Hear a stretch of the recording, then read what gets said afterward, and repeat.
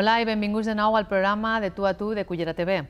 En esta ocasió tenim el plaer de presentar al nou director de la banda juvenil de Santa Cecília de Cullera, Enrique Sapinya.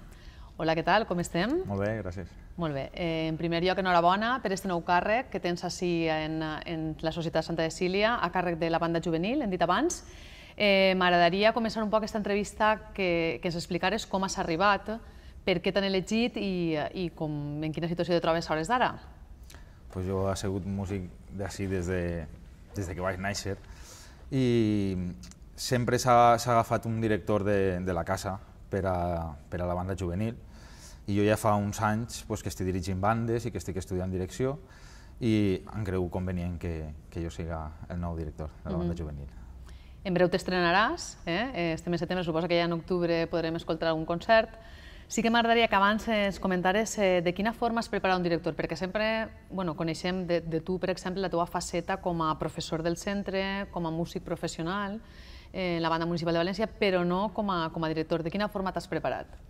Jo començo dirigint per casualitat una banda en Màlaga, quan jo era professor en la banda municipal de Màlaga, i ahir m'entraven moltes ganes, la veritat, per el camp de la direcció, i quan vaig aprovar així en València en la banda municipal, es comenci a estudiar en Salva Sebastià I, i després en l'Acadèmia de les Joventuts Musicals de la Vall d'Albaida, en el meu mestre d'ara, José Rafael Pascual Vilaplana, i ja porto 6 o 7 anys estudiant, fent pràctiques en moltes bandes, anant d'invitat a moltes bandes. Ara fa un any que estic de director titular també de la banda de Polinyà, el Xúquer, i constantment és que estar estudiant de tot, anàlisis, harmonia, direcció, fent pràctiques, moltes coses. Molt bé. Estem en un any de canvis. Expliquem que la banda sinfònica no té tampoc director. El director que estava, en principi, està ocupant una plaça fora i la banda, la societat ha decidit provar a 6 directors durant el concert d'hivern i sembla que tu també estàs un poc coixo, perquè no tens sempre la banda juvenil, la direcció de la banda juvenil es nutreix un poc de la sinfònica, però te quedaràs enguany un poc... Sí, sempre és millor estar coordinat en el director titular de la banda sinfònica. En aquest cas no està. Ara, este mes d'octubre, anem a fer els assajos de la banda sinfònica José Beltrán Bisbal. També d'esta casa, no? També d'esta casa, que és el director de la banda de segon també. I jo anem a fer els assajos hasta que en novembre ja comencem a provar directors. Entonces també estic relacionat amb la banda sinfònica d'alguna manera, perquè vaig estar assajant-la i també sé el que fa falta, el que no fa falta, per a poder també incluir-ho en la banda juvenil. Malgrat això, tu començaràs a fer el teu treball, però quins canvis vas introduir? De quina forma vas a treballar? Perquè també pujaran gent més jove de la infantil, pujaran xiquets a la juvenil, també hauràs de conèixer un poc la plantilla que hi ha, com vas a treballar?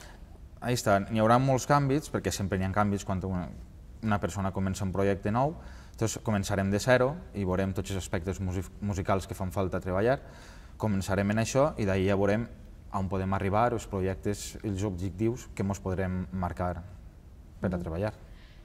M'agradaria aprofitar aquest espai perquè ens explicares un poc com t'organitzes i quines dificultats tens a l'hora de dirigir la banda juvenil, perquè n'hi ha molts nivells. Està el xiquet que està en grau elemental, en els elementals també està el que està en grau professional i el que està en primer i el que està en quart. Com t'organitzes i amb quines dificultats el trobes? Sí, en qualsevol banda n'hi ha 3 nivells a treballar, el social, el pedagògic i l'artístic. En una banda com la sinfònica, el nivell que més se treballa és l'artístic, està el pedagògic i el social més o menys estan igual. I en una banda juvenil com aquesta, sobretot que també és assignatura de conjunt instrumental, se treballa sobretot el pedagògic, és el que més. I treballant el millor possible el pedagògic, traurem els fruits de l'artístic i portarà també al social.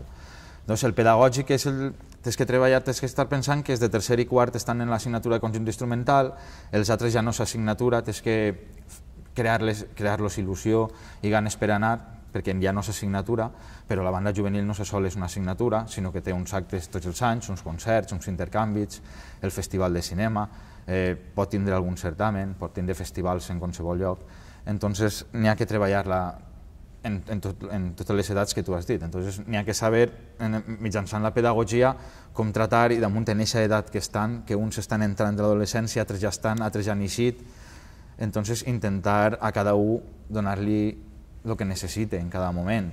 tant en el tracte com en la didàctica de quines obres a tractar, quins solos a fer, quina manera a treballar.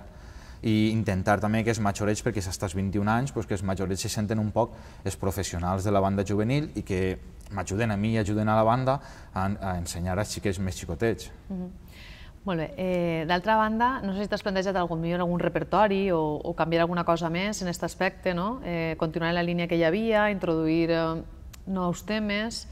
No sé si encara és un poc pronte per parlar d'obres. Sí, és un poc pronte, però el que tinc pensat és no sols unes obres que m'agraden a mi, o que agraden a ells, o que agraden al públic. Un poc de tot. Unes obres que agraden al públic, que nosaltres quan estem treballant ens agraden, però obres que me servisquen didàcticament a l'hora de treballar en una obra la rítmica, en una altra la sonoritat, en una altra l'afinació, però a part que agraden a la gent. Molt bé, d'altra banda, també és important en una banda tindre actius, no? Així en Santa Cecília està el centre forma alumnes, els alumnes són actius per a la banda, no? Si no existira el centre seria un poc difícil, no?, en aquest aspecte. No existiria la banda com a tal, ni existiria la societat. És impensable.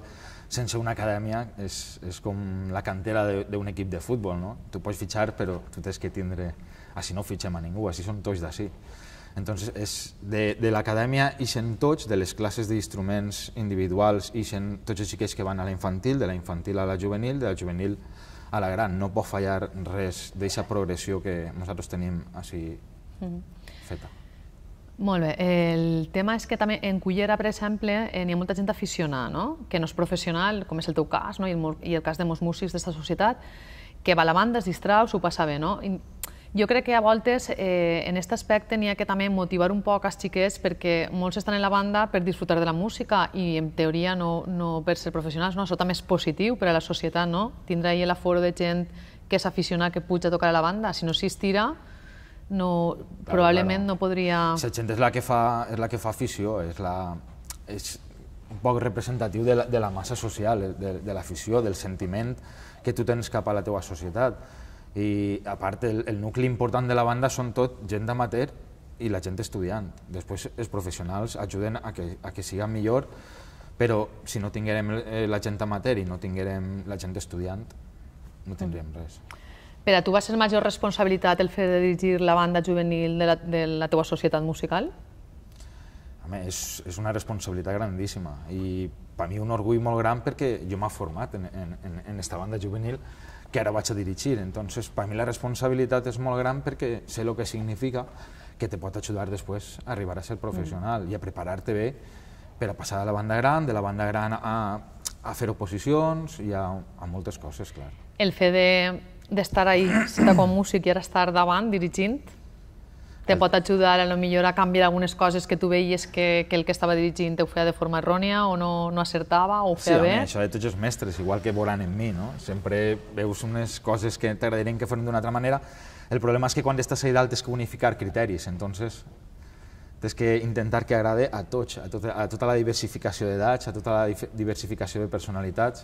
Entonces, clar, intentarem que això isca bé.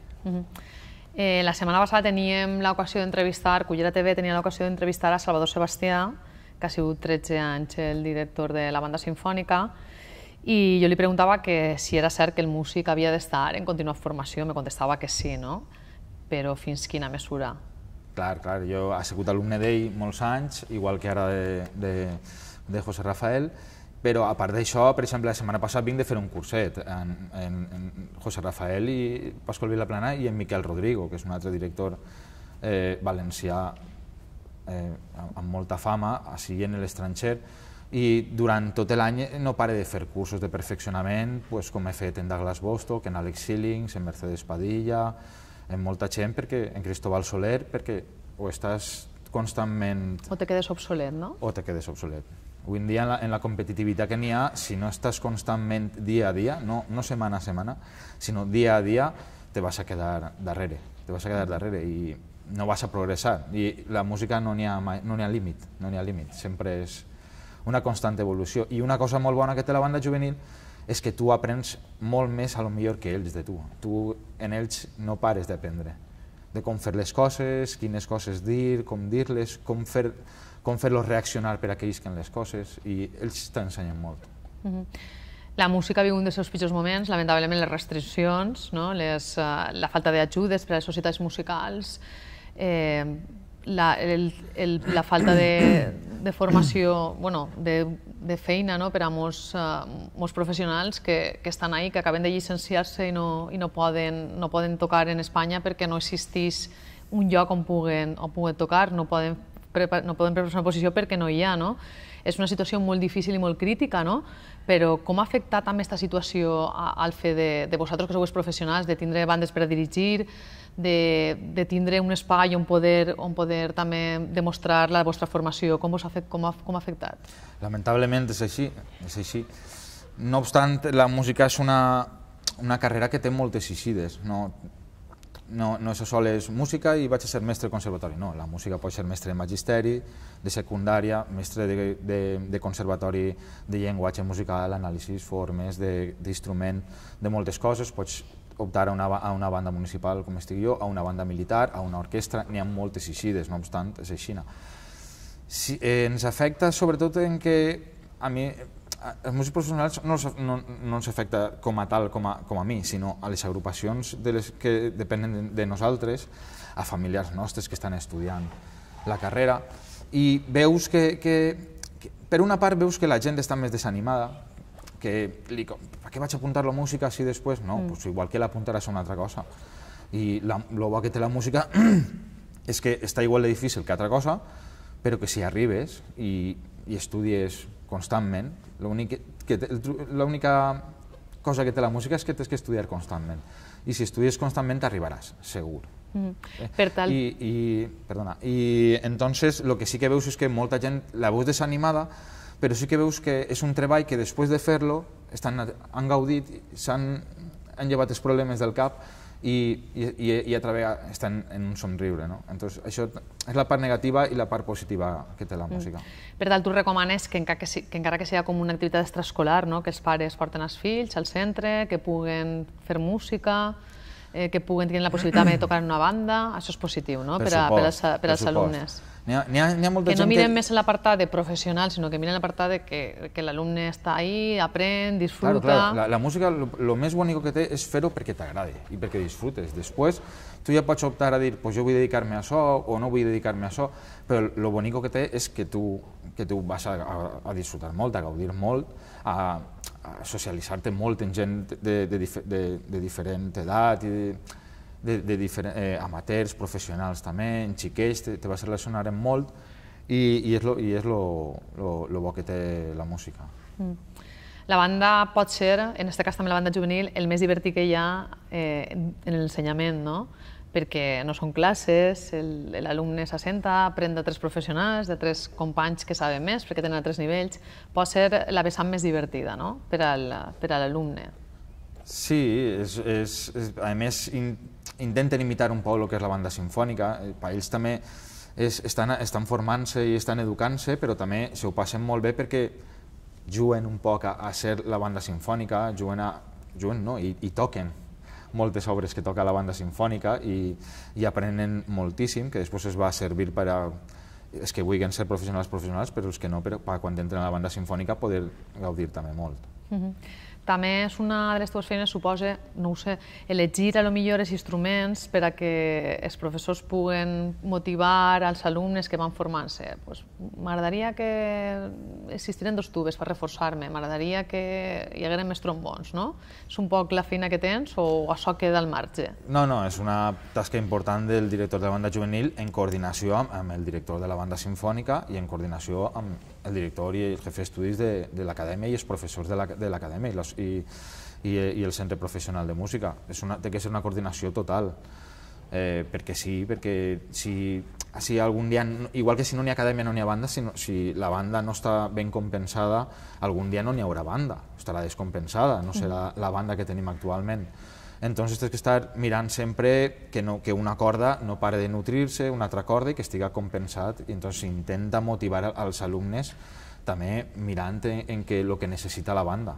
Mai obligant, però sí motivant per a que agarren els instruments que més falta fan. Il·lusionat per començar aquest nou projecte? Molt, molt. Quan podrem veure dirigint la banda juvenil de la Societat Musical? Pues el primer concert serà el dia 22, el dia de Santa Cecília, el 22 de novembre, i es farà la primera part l'orquestra juvenil i la segona part la dirigiré jo, però en la novetat de que com el director que ha acabat, Salvador Martínez, pues farem un intercanvi de batuta, entonces ell dirigirà una obra i després jo continuaré el concert. Molt bé. Enhorabona per este nou càrrec i esperem poder escoltar-te i gravar este concert tan peculiar on hi haurà aquest intercanvi de batutes i ja formaràs part de la banda juvenil de Santa Cecília. Gràcies per haver estat amb nosaltres. Moltes gràcies a vosaltres.